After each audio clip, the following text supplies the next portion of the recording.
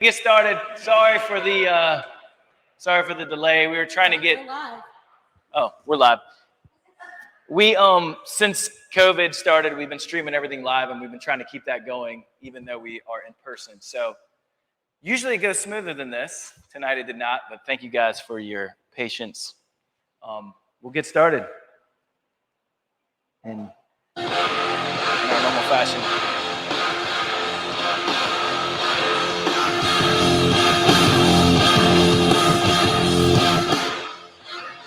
And now, hailing from the halls of Bold Mariner Brewing in Norfolk, Virginia, where real estate investing and beer collide, this is Hopportunity Investors!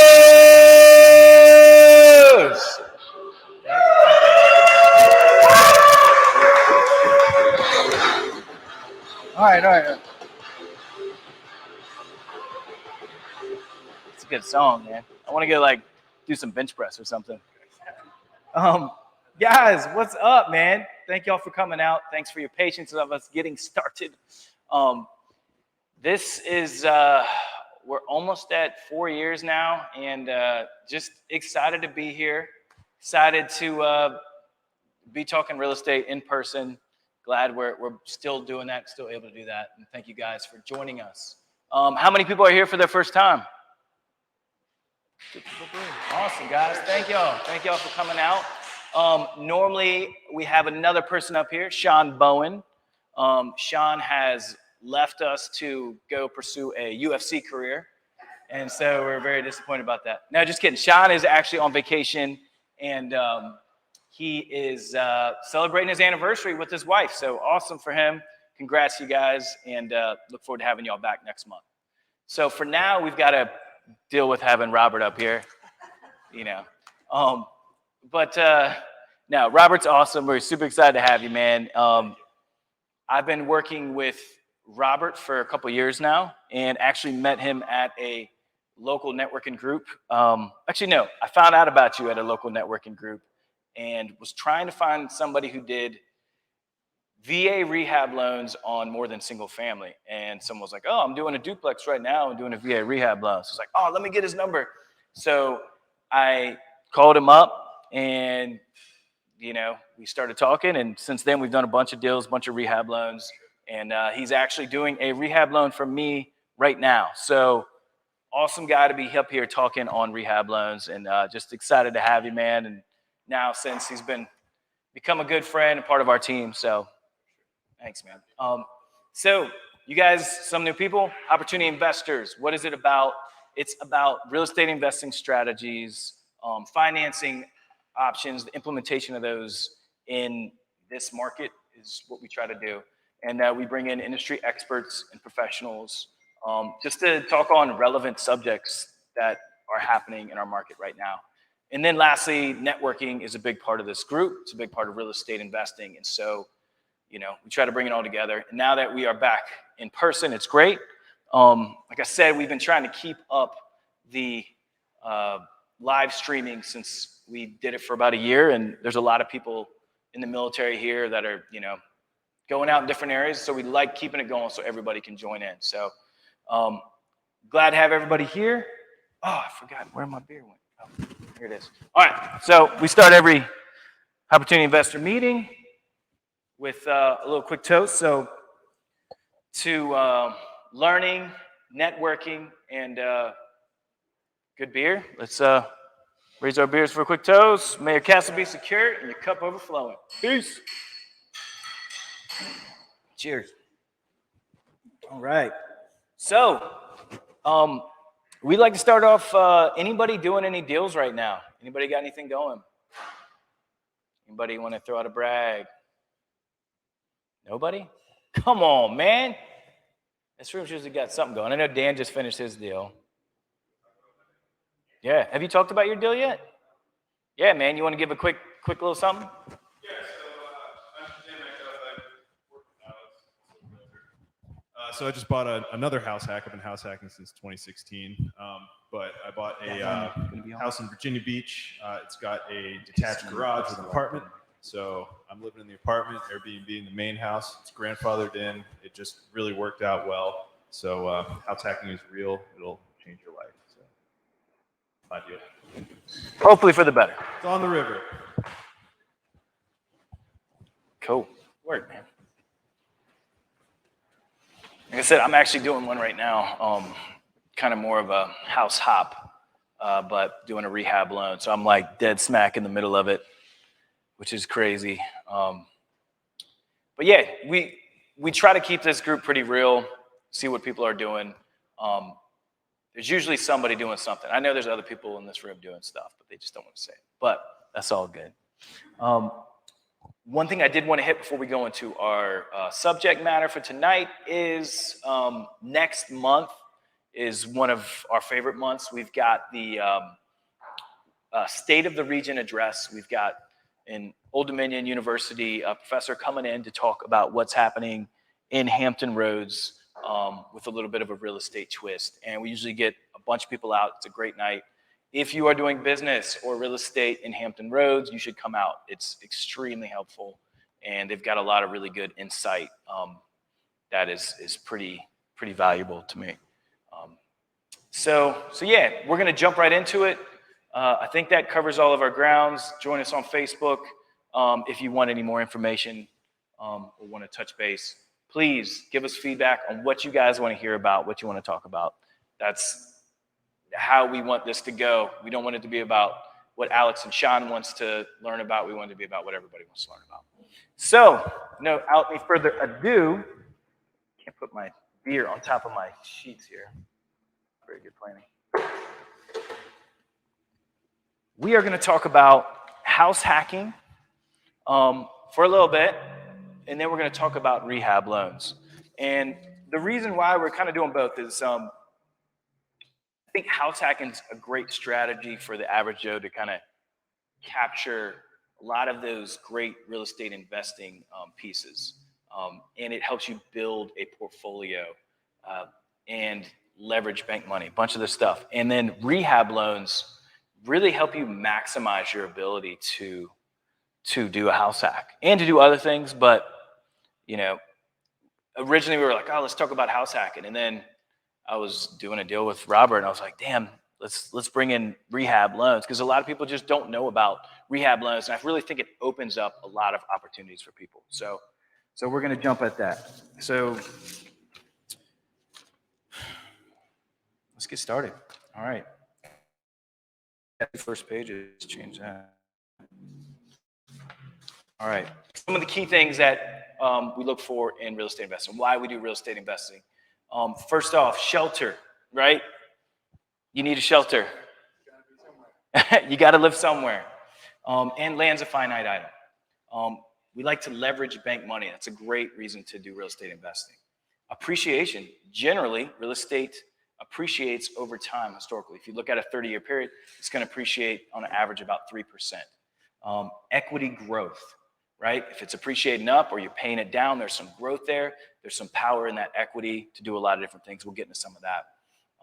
Next, cash flow, passive income, right? We like those monthly dividends. We want to make money on that property. And then next, we've got long-term wealth. It's a great way to build wealth. And that's kind of what I'm getting to is, house hacking is that strategy for the average Joe to start building a real estate portfolio, one property at a time or 4 properties at a time. And so it's also utilizes almost all of these strategies we just talked about. So we'll get into that a little bit. And that's kind of the big picture. How does house hacking help you get this real estate portfolio? So what is house hacking? Who's heard of house hacking here before? Pretty much everybody. All right, so I think your kind of standard definition is you purchase a house that you will live in while minimizing your costs or living expenses by renting out a room or an adjoining unit. So I think your key things there are you're going to live in it, and then you're going to minimize your living expenses by doing that. Well, that's awesome. I think that's kind of our narrow definition of it. But I like to kind of change that up a little bit and it kind of open up some opportunities for us here. So The mutated definition of house hacking that I like to go by is manipulating a property to gain value or increase cash flow or revenue. So basically, we want to transform a shelter and turn it into a business. We want to turn an expense and turn it into an asset. And that, to me, I think gives us a little bit more option to say, we're going to hack this house, you know? And so what does that mean? What does that look like? So I think one of the key things that we got to definitely make note of is with a house hack in general, you need to live in the property. And this is because you will get a primary residential loan if you live in the property. If you do not live in the property, you cannot get a primary residential loan. That's a VA, FHA, or conventional, 0 to 5% down. And why this is so important is if our big picture is to build a real estate portfolio, right? We want to get multiple properties. One of the things that stops a lot of people is they run out of cash. So we want to leverage bank money in order to minimize our cash out of hand, maximize its ability to help us out. So if you are an investor and you're not going to live in that property, it's going to cost you 20% down. So basically you buy a $200,000 house and I'm going to live in the property, it's going to cost me $10,000 down on the property. Robert wants to buy a house, but he's an investor. He's not going to live in the property. It's going to cost him $40,000 down. So basically, I could potentially buy 4 properties for the same amount of cash that he's buying 1 property. So we just really can leverage our cash and well when we are house hacking. By living in the property, that is a key element to help us do that. We talked about saving money. We're going to rent out a room. We're going to minimize our living expenses.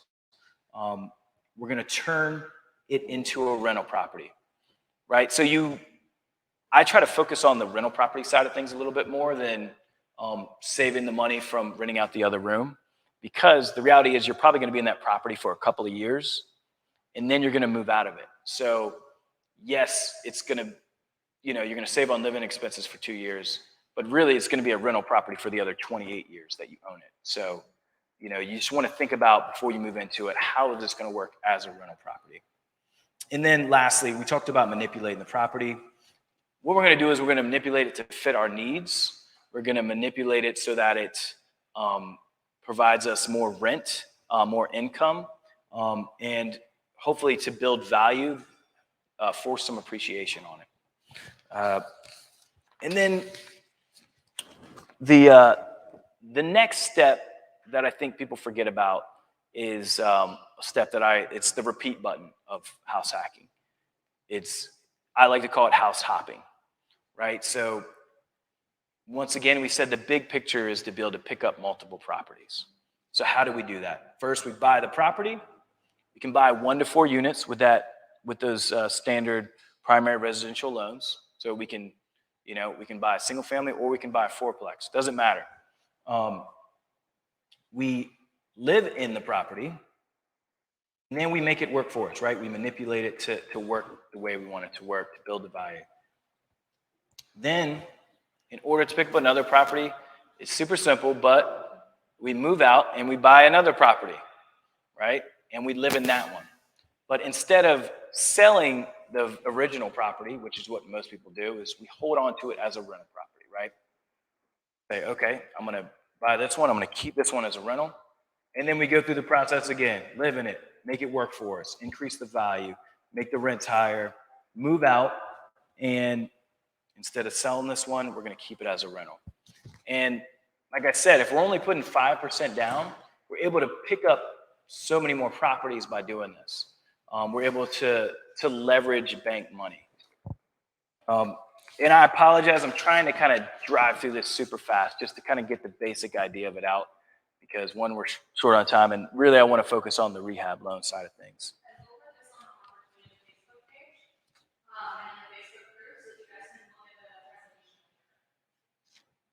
Awesome. So there's a bunch of different ways that you can manipulate that property. You can hack your house, right? Standard way, let's rent out a room or one of those, the other side of the duplex, and let's save on that living expense. That's kind of your basic model. But, like, why not rent out a room while you're on deployment? You're going to be gone anyways. Why not make some money while you're gone? People do this all the time. It kind of leads to our next one, short-term rentals, Airbnb. If you kind of work that model, anytime you go out of town, anytime you get, on deployment, anytime you're not there, why don't you have that place making money for you? One of the cool things about real estate is the ability to have passive income. So it's pretty awesome to have something working for you while you're not doing anything. So let's go away. Let's go on vacation and make money while I'm on vacation. Airbnb and short-term rentals, I think, is a amazing opportunity, especially out here in Norfolk. Virginia Beach has kind of shut the doors on this, but Norfolk has not, and Norfolk is kind of trying to help people get into it. They don't make it easy. It's kind of a pain in the butt to get set up, but there is definitely the potential to make money in short-term rentals in Norfolk. And I just switched over from a house that I had as a long-term rental last year, and it's done very well. Short-term rental, it's a great way to increase your profits potentially. Renting out a garage. So many people around here there's way more cars and motorcycles than there are garages. There's way more people that want to work on vehicles or, store boats or do anything than there are garages. So if you got an extra garage space that you're not using, there's absolutely somebody out there who would love to use it for you. You can charge them for it. What I think is probably one of the next big areas to invest in on smaller scale investing would be on spaces like parking space for RVs and boats. Everybody went out and bought an RV and boat, and most of them didn't think it through very much. So, they've got this giant RV parked in their driveway. Every neighborhood's got a Karen in it, and somebody is going to come and say something. Hey, man, you can't park that here. They're going to tell the city. They're going to call and be like, oh, crap, now I got to put my RV somewhere. Well, I got a huge yard. Let me put a fence around it. We're good to go. Idea with house hacking is let's just get creative and let's make this house work for us. Let's turn this shelter into a business. Long-term flips, I think, are a really cool strategy. I think you got to really have a vision of what you're going to do with this property because you don't want to over fix it up if it's a rental property, right? But maybe you're doing the short-term rental, and then if you do some really nice repairs and some nice updating, it'll actually increase your value or increase your rents. So if you do a long-term flip, there's a lot of reason for it. One, if you were in this market and you did a long-term flip in the last 2 years, you probably just freaking crushed it and made a ton of money. I know there's some people here who have done that. But even in not an amazing, super fast appreciating market, it still usually benefits you.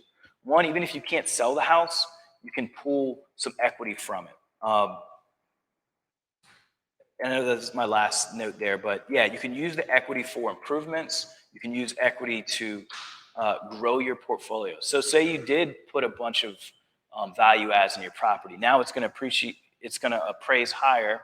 Now we go and we do a cash out refinance and we pull some money from that to maybe pick up another property or to maybe fix up a property we have. And then I think that's kind of the next thing I want to hit on real quick is the post-purchase hack. So in this business, or not even this business, in the real estate investing world, we're so focused on buying process, right? Everything's on, let's get the next deal, let's get the next deal. Well, the reality is a lot of real estate is actually after you own the property. So it's been a tough market to buy in the last couple of years, right? So why not fix up some of the properties that you already have and make them work better for you? Help them increase their cash flow and their passive income. That's something I've tried to do in the last year or two is just, let's go back to the properties that I have and let's try to see if I can make them work better for me. Sometimes it's just really expensive to buy a new property. Well, it's not that expensive to update a property. So post-purchase hacks are pretty awesome. So guys, I think there's some incredible ways for the average person to be able to get into real estate investing through house hacking. This is something that we'll jump into further on another time. But I hope that kind of gives at least a good picture of some opportunities within house hacking that you can utilize. So now, why would we use a rehab loan, right? To me, this is like, let's put the steroids into the house hacking and make this thing even more powerful. So, right, we talked about leveraging bank money, minimizing your cash out of pocket. I think rehab loans kind of like take house hacking and rehab. I mean, it's insane what you can do, right? You're only putting 5% down, a bank's putting 95% down, and then you've got a $30,000 rehab project in you. We'll call it $20,000 for my math. $20,000 rehab. So you're going to save $20,000, and you're going to put that $20,000 basically on a 30-year note with super low interest rate right now. So you're maximizing your ability to leverage bank money, and you're able to create the property that you want. So just so you guys know, this is like the super basic definition. Robert's probably going to give a way more descriptive one. You got your purchase here, that's $100,000. You got your rehab here, it's going to cost you $100,000. The bank is going to say, here's a loan for $200,000, right? So we're putting it all into one, and now you've got your whole rehab on the note as well over a 30-year mortgage. That's about as simple as I think I can make it. But guys, the other thing it does is, we're talking about house hacking. Everybody knows that when you buy real estate, you actually don't want to buy the turnkey pretty property. You want to buy that ugly property in that nice neighborhood, or the biggest piece you can. Not always the biggest piece. You don't want to get too far deep sometimes. But you can't really do that with a VA loan. You can't do that with an FHA loan. You can't go in and buy a beat up foreclosure. You just will never get past the appraisal process. But if you have that rehab loan, you can. You need to make it livable, right? You got to live there if you're going to do the house hacking. So now you can use your rehab loan to make it livable, make it fit for you. We talked about the long-term flips. We talked about making it more rentable. All these things, we can add value to the property. We can make it work for us to be the business model that we want it to be by using that rehab loan to help us do that. And then last, we can increase equity. We can force appreciation with some of those rehabs. We can bring up the value, and that can potentially help us. One, we can pull some money from that equity if we want. Maybe we can sell it for more money. You can potentially take out mortgage insurance, where originally conventional loan, you only put 5% down. Well, now your value went up. So now you do have that 20 to 25% equity in there. Maybe you don't have to pay mortgage insurance anymore because you added that value. You created that equity. And then you can always do something like a HELOC loan. Now, all these things, make sure you talk to people who know what they're doing. Be careful. But there's some great opportunities. And the idea is, we want to leverage some bank money so that we can buy more properties, build up our real estate portfolio. I think house hacking, along with rehab loans, just can really help you maximize that. So without me blabbering on anymore, I kind of want to get Robert to come and just basically dive into rehab loans a little more detail, how they work, what they are, that kind of thing. And like I said, Robert is someone I've worked with on a lot of rehab loans, more than any other lender. He does an awesome job. And I will give this out because I keep hearing people talk about doing rehab loans and they don't know who they're going to work with. Do not try to do a rehab loan with a big bank like a USAA or Wells Fargo or somebody that does not work on these a lot. They are very complicated. I'm doing one right now and it's driving me crazy. But you got to have someone like Robert who is going to be able to call the back office and be like, hey, how are we going to do this? What are we going to do? So you're prepared for the next step. So just make sure, if you're going to do something like this, it is very involved. House hacking is already very involved.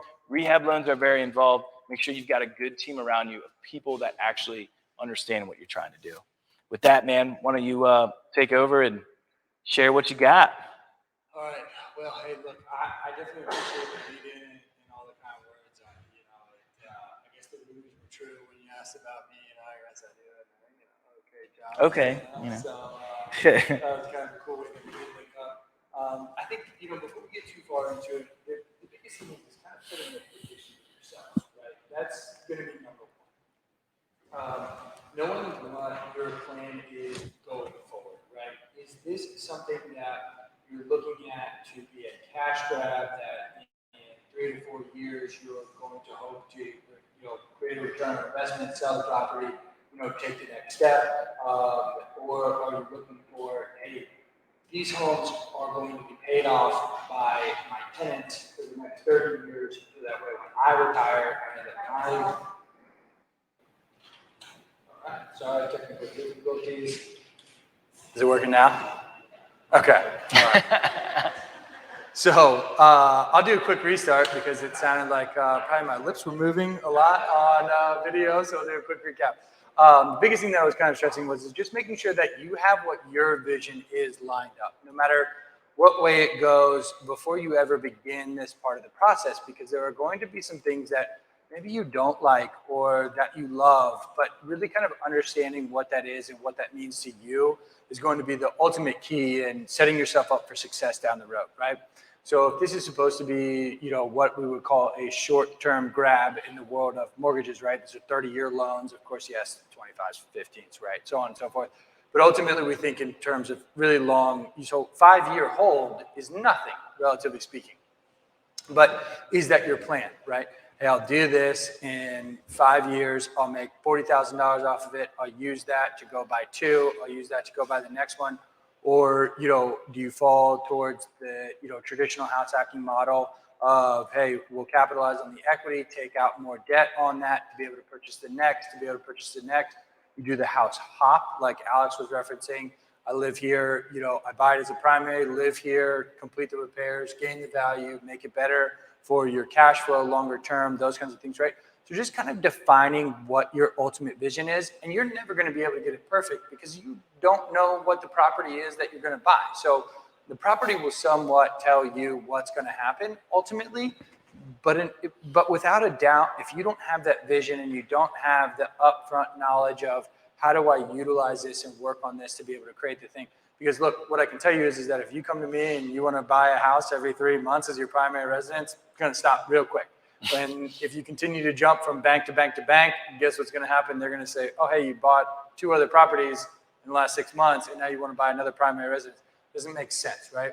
So that's kind of where that long-term vision, dream, goal is going to ultimately line up with what your wants and needs are, right?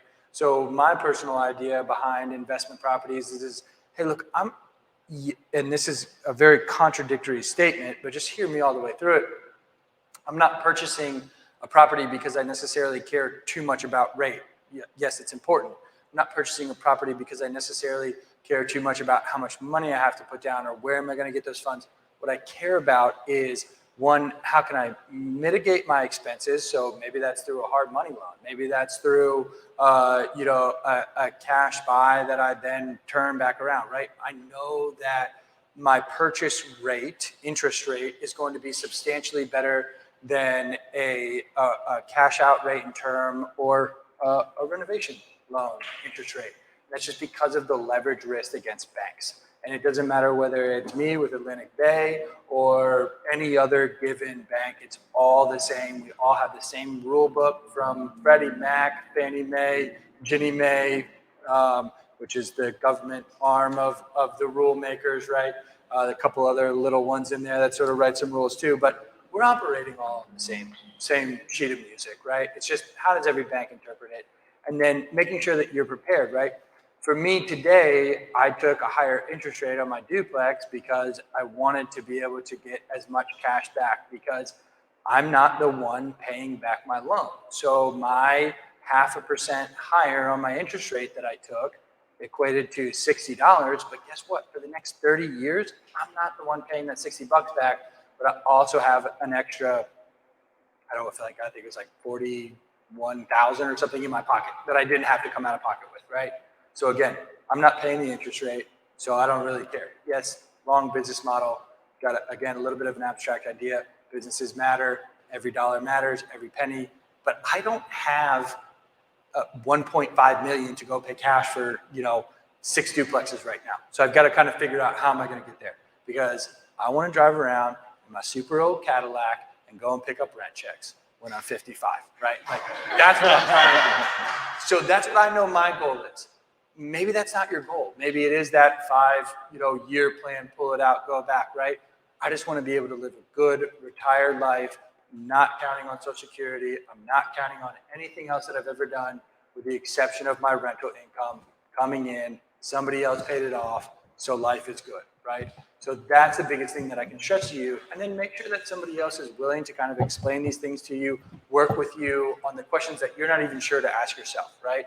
I talk myself out of commission checks all the time, right? We're commission guys. Talk myself out of them all the time, because it's not the right move for somebody. But it's making sure that they understand the right move, because now I'm their trusted advisor, and that's ultimately what I'm trying to become. Because now, when the time is right, we'll work together. They'll tell their friends that, that's that give a man a fish, eats for a day, right? We all heard that.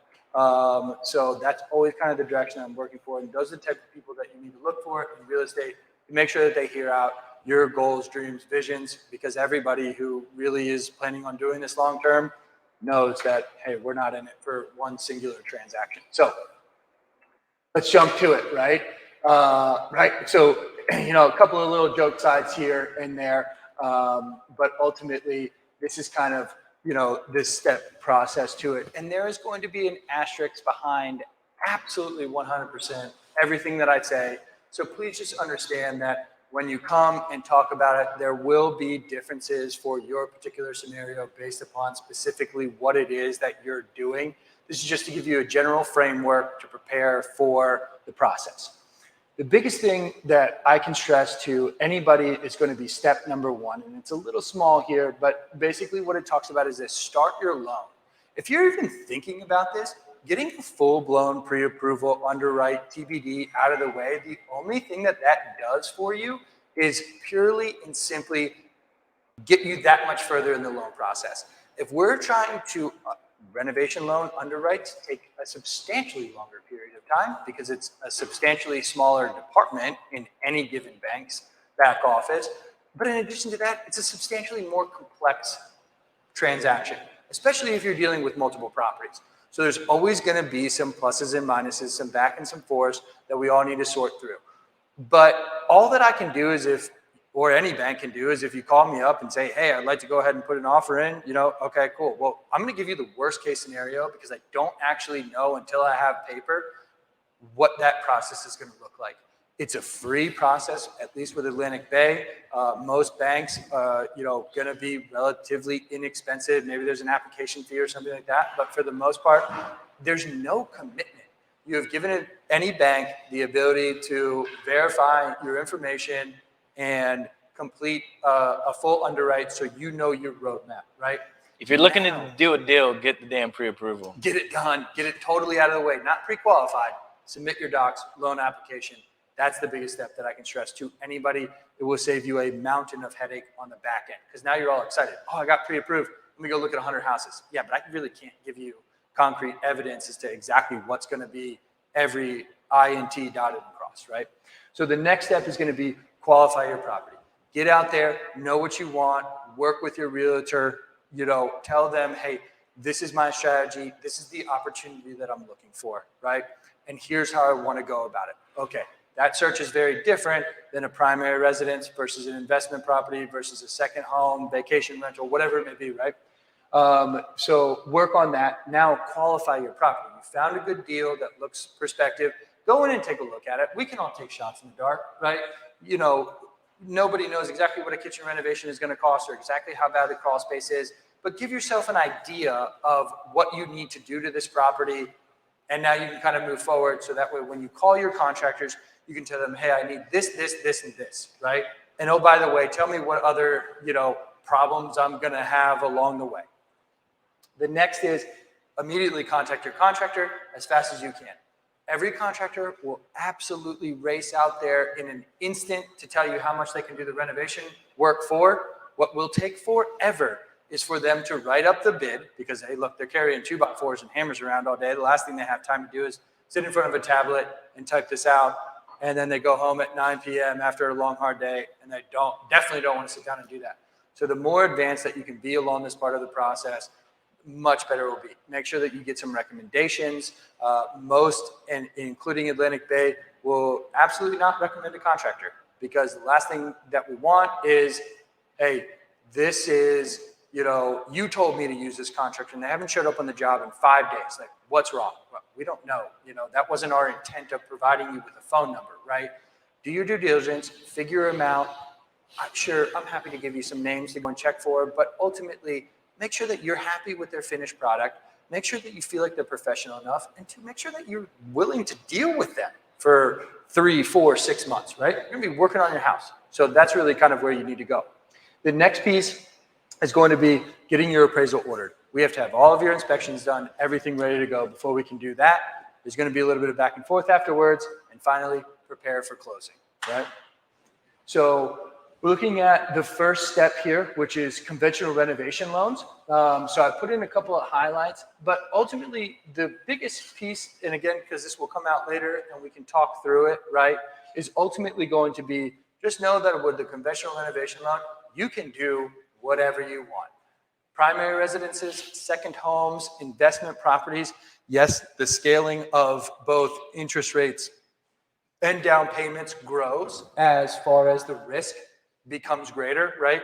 Most people are going to default on their investment property before they're ever going to default on their primary residence, because, hey, look, they're not the ones that are going to be homeless, right? So naturally, you have to prepare for some of these things, and that's where I was kind of saying, be ready for what does your model look like? Are you prepared for a higher interest rate? Are you comfortable with that? It matters, don't get me wrong. I'm not trying to discourage you from rate shopping, but just realize that that advertised rate on the internet for the lowest of the lowest, FHA loan rate of 1.875 is not what you're going to be getting on a conventional renovation loan, not even close. Most likely those disclosures are probably for a 15-year, so on and so forth, right?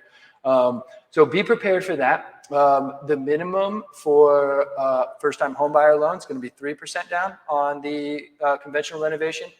Good rule of safe bet of thumb, 5%, right? Second homes tier up to 20, investment properties to 25. You're looking at needing months in reserves, right? So for not only if you're looking at this as either an investment property or primary residence, you've got to have some savings left over. So we'll need to tack on more for additional properties. The repairs, a little bit of a tricky scenario here, but we're looking at 75% of the acquisition and transaction costs. So basically, we can't go into a neighborhood where there's a $25,000 house for sale and turn it into a $450,000 house, right? You'd be the biggest house in the neighborhood, won't make any sense. You'll never get the value of it, right? So it has to fit with where it is, right? And then there's both limited and standard products. Knock to the next one. I think we're going to FHA after this. They are going to be doing last call in about 5 minutes. Oh yeah, take a pause. Hey, we can take a 5-minute break. We can always take a fiver. We can always take a fiver. Everything got pushed back a little bit further, and evening got shortened. We thought it was still 10 o'clock before, but so if anybody wants to run, it's cold beer. I wouldn't be running. All right. Well, hey, look, if we're not going to have any jumpers right away here, I'll go right into the FHA you side. can wait till you look the other direction. What's it? Oh, yeah. No, okay. So on the FHA, it does tear down a little bit. I'm sorry I didn't hit this note earlier on the other slide, but conventional's max limit is going to be $548,250, right? That's the conforming limit across the United States. Also happens to be the conforming limit here for Hampton Roads. You sometimes hear about adjusted in conforming limits because, look, it's a lot more expensive to buy a house in Seattle than it is to buy here, right? So there's a calculation for that. But with FHA, unlike the conventional and VA side of things, they haven't tiered up their limit. So we're looking at basically being just shy of 460, right? Still a ton of opportunity there, but this is a primary resident loan only. So we're not going anywhere else with this. If you bought 5 properties in the last 6 months, we're probably going to have quite a few more questions as to whether this being your true primary residence, because it's not quite making a lot of sense. Then leased amount down, 3.5%, right? And then 110% value for refinance, which means that you can kind of jump up a little bit higher than where we are. Minimum credit score 640. Yeah, you can get some closing cost assistance, but good luck in this particular market, right? Kind of tough. Both limited and standard options as well. Sorry, before we move on, we have a question online. Sure. What are the general requirements for contractors, license level, insurance, company size, etc.? For sure. Actually, we'll get to that. Yep. All in the slides for sure. So your VA loan. So in this particular case, this is really kind of a very cool concept. I'm not aware of anybody else doing it. I 100% guarantee you with the thousands of lenders across the United States, absolutely somebody else is. But for our region, this is all that I'm aware of. It is obviously following the VA rules, right? So you got to serve in the military, but either active or retired. Have your eligibility available. We will only do it on primary residences. The maximum amount financed is $50,000. But what your true bid and repair cost is actually going to tier down to $45,000. It's actually a hair lower. It's like $44,728 or something like that. I mean, it's some ridiculous number, but that's always a good thing. I mean, if I can't talk you into bringing in extra like $238 to the closing table because it didn't meet your loan requirements, probably should save a couple extra bucks before we do this. But that's the only way that we can make this 100% financing, because we have to be able to build in some of the contingencies, fees, costs, things of that nature. So yes, you can use your VA loan to renovate 100% on both a 1 or 2 unit property, right? And it is for cosmetic updates only. We're not going in doing any structural work. Don't even ask. Well, this window, this is only going to kind of sort of be cut out of the kitchen so that there's like a pass through, and then we're going to put a count. Nope. I mean, you're cutting into 2x4s. It's not going to happen. Yes, putting a couple holes in the walls to move some electrical outlets or reroute plumbing. Yep, 100% not structural work, right? That's okay. But if you're thinking that you're going to open and or do anything, it's just not going to happen. That's not what the VA loan is decided for, but it is a great way to be able to purchase a property that is distressed, that doesn't meet the standard VAs. We always get hit on roofs. We always get hit on appliances. We always get hit on flooring. We always get hit on these couple of things. Unfortunately, you cannot put any termite or moisture repairs in there that are going to be structural, but you can do treatments, things of that nature in some instances. So just an incredible opportunity. And really, it's going to cover a pretty wide range of items, but touched a little bit on that. So if you want to click the next one here. Okay, here's our question from online, right? What can you do about your builders, right? We are talking about A and B contractors only. I put a little note in there that says sometimes C's, right? Really don't explore that avenue too much. It kind of comes into sometimes C's if we're talking about like only putting on a roof, right? C-level contractor, perfectly well qualified to put a roof on.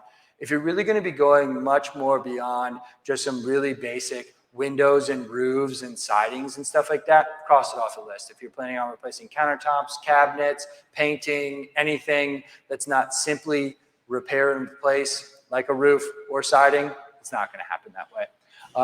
So this is not HGTV. You can't go and do it yourself, right? You can't go in there, oh, but I'm perfectly good at painting. Hey, you know what? We know you are. We saw you on paint night, last Wednesday on Facebook. Beautiful, beautiful, beautiful picture. It's just not going to work for this, right? You have to be a licensed tradesman in your profession if you are going to do any self-help across these loans, period. So it's not like I did some electrical work one time. No, I am a licensed professional electrician, and I am going to do my electrical work on my house. I am an HVAC contractor. That's what I do for a living. Okay, cool, no problem. Save some bucks, go ahead and use it. But it's just not going to happen any other way. We understand you're perfectly capable. Next step. All right. So this kind of defines a little bit, sorry, that looks like as I switch the file over, not merged, some of my formatting has kind of jumped around. So no big deal. It's just the beauty of computers, right? And me not having a clue what I'm doing with them. But a standard renovation loan versus a limited renovation loan. I talked about that a couple of different times, right? VA is going to be limited all day. So what does this really mean for everyone? Basically, it is the defined definition of cosmetic versus structural. There is a little bit of a limit on the amount of repairs that you can do with limited, right? I mean, it's very straightforward. Limited is limited in every sense of the word. Standard will allow you to do anything that you want, right? I mean, it has to make sense, guys. No, you cannot build like, one of those geometrical igloo sphere structures out back. It's just not going to happen, right? But if you want to expand your square footage, you want to do structural components, you want to add a room, you want to pop the top, make a 1-story, a 2-story, all of that works in the standard. Not going to happen in the limited, structural versus non-structural. But again, no matter what happens, you can't sink forever dollars into this. Eventually, you will come to the cap where it doesn't make sense, right? Kitchen cabinets, average size, house, I don't know. I'm not a contractor, so we'll make this up, $15,000. But you find these beautiful custom cabinets that you want to spend a fortune on, and it's going to cost you $40,000 in the cost, probably not going to ultimately work out at the end. Doesn't mean that you still can't do it. It just means that be prepared to bring some extra money to closing, because ultimately what you're spending your dollars on isn't going to meet its final value, right? A $15,000 kitchen cabinet is going to work just as good and give you virtually the same value as a $40,000 cabinet. Yeah, one's way nicer, don't get me wrong, right? But there's not going to be a lot more value add. There's a couple of notes in there about how the process works. Whenever you go structural, you have to bring in a HUD consultant. This is kind of a blanket term used. Basically, it's somebody who can come in and evaluate from all sides. It's a third independent party that's certified by HUD. So Housing Urban Development, right, is what we're looking at there, what we're talking about. So essentially the government comes out, right, makes sure that everybody's protected. Yes, of course, the bank, right? We always want to, we're in, the business of lending money. We really don't want your house back. We want to make sure that it's going to make sense. We want money, not property. So they're going to make sure that 1, we're protected, and 2, that you're protected, right? We don't know whether the roof on any given house should cost $8,000 or $20,000, right? That's where we kind of rely on him.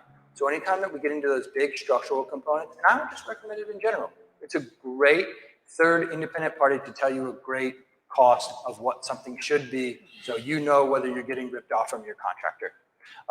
And then we have to have 1 itemized bid. In the limited, because it's just going to be a cosmetic situation, we're looking at just 2 itemized bids from 2 contractors. We don't need the HUD guy. There's a little extra expense there, right? Both standard and limited, minimum of $5,000. Have a minimum of $5,000 in repair costs. The limited is capped at $35,000.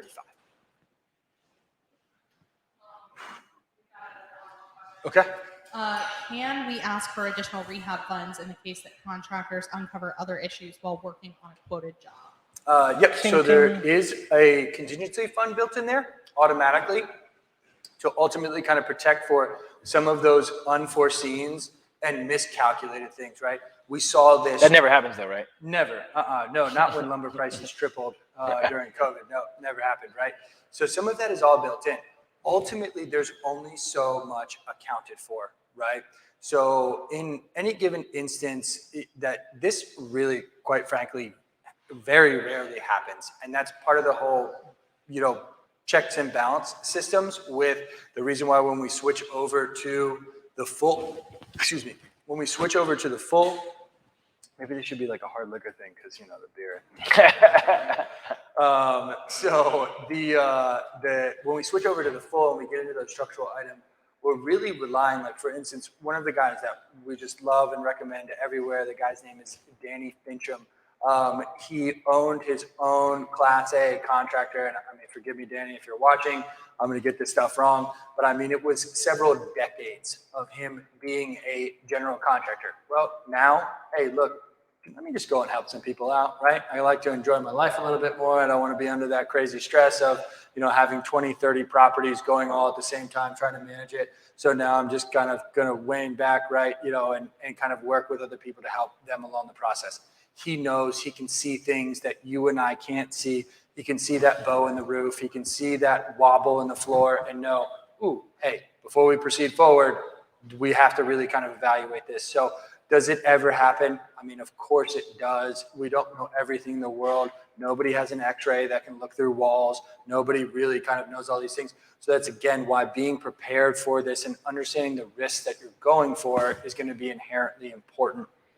I've never heard of a renovation loan getting canceled midstream because they found such a detrimental problem that it couldn't be resolved in some way. That's not to say that maybe you didn't have to bring a couple extra bucks to the table, but ultimately everybody wants this to work for everyone. So I do know in the instances that it has happened, everybody has kind of reevaluated, worked together, had the conversations to figure this out. So that way nobody was left high and dry, whether it was the bank or the borrower, right? I mean, it's just the last thing we want is our name to get drugged through the mud. So I hope that kind of answers the question. Renovation loan tips. All right. Again, sorry, my formatting switched here, guys. Number one is your interest rate will be higher. And this is my famous line that I tell every single person. If you call me after this, you're going to hear me repeat it again. But there are a lot of sticks and nails at Home Depot, right?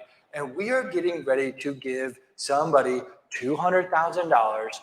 They only bought it for $100,000, right? And now we're going to give them a full additional $100,000 with the thought that this property is going to be worth $200,000 at least, right? Maybe $230,000, $240,000, right? You get a great deal, sweet deal, everything works out. You get that natural built-in equity. So just be prepared for that. That was kind of that bracing for the plan. Know what's coming, know what's happening. Yes, it's unfortunate that the advertisement versus what a renovation loan interest rate is going to be completely different. Hey, do you have the $100,000 to be able to buy this in cash and then the additional $100,000 to do the renovations? No. So 0.5% interest rate higher to be able to do that? Pretty tremendous and ridiculously cheap money, right? The next thing is just talking about the overall cost of the transaction, right? There's going to be additional people involved, unlike a traditional purchase. You have HUD consultants, you have inspection fees, you have draw fees, you have a myriad of additional people that are needed to ensure that this thing goes smoothly. There's no free lunch. Nobody's going to do it for free. The HUD guy's not coming out because he doesn't want you to get ripped off. He's coming out because he doesn't want you to get ripped off, but he also wants to make some money, right? So that's why he's out there. So just, again, be prepared for that. But again, if you're short $100,000, 0.5% interest rate and a couple extra bucks for closing, a lot cheaper than the missing $100K you don't have. Prepare for delays and unexpected events, right? We don't have that x-ray, as I said previously. We don't know exactly what's going to happen. We don't know that there was a 2-week delay on ordering your cabinets because of supply chain issues related to COVID, right? So know that that's coming. Have a plan. Don't, have your family and kids stuck somewhere because, well, it was supposed to be done exactly on the 18th. Well, hey, look, contractor doesn't make cabinets. Just, he orders them, right? So be prepared for that. Know that there's things coming.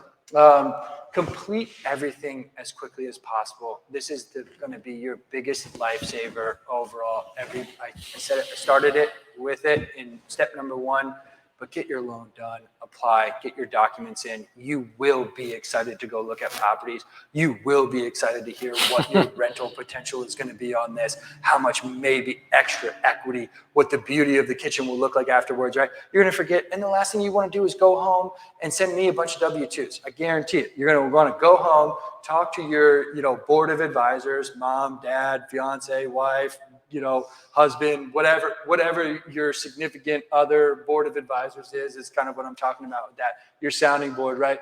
Look at this, look at that, and you spent 4 hours talking about a house rather than spending 20 minutes sending me a bunch of W-2s. So get that out of the way. It will save you massive stress levels and everything else in the process.